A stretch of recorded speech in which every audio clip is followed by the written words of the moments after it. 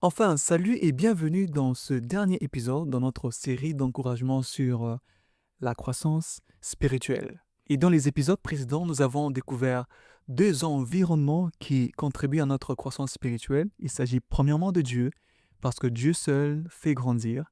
Et deuxièmement, il s'agit de toi parce que tu as une responsabilité en cela. Et ta responsabilité, c'est de prendre des bonnes décisions, car ta croissance aussi en dépend.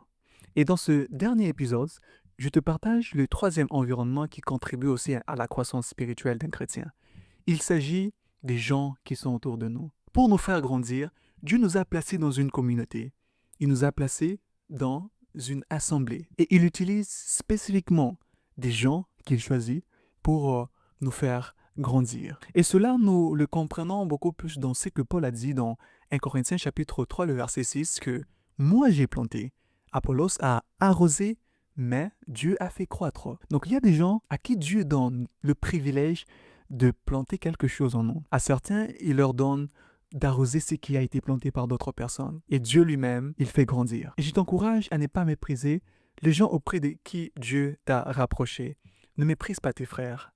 Ne méprise même pas le plus petit. Parce que Dieu peut utiliser même le plus faible pour t'apprendre quelque chose de nouveau. Et ce n'est pas toute chose que tu apprendras lorsque tu seras seul. Je t'encourage à avoir des moments personnels, mais je t'encourage aussi à choisir une assemblée chrétienne, là où tu vas évoluer. Hébreux 10, 25 nous encourage à ne pas abandonner les assemblées comme font certaines personnes. Tu fais partie du corps de Christ et c'est la volonté de Dieu à ce que tu puisses appartenir à une assemblée chrétienne. Alors retenons ce processus dans une croissance spirituelle. C'est qu'il y a un qui plante, un autre arrose, mais Dieu seul fait grandir. Et dans tous ces environnements qui contribuent à la croissance spirituelle, Dieu seul est la clé derrière tout cela.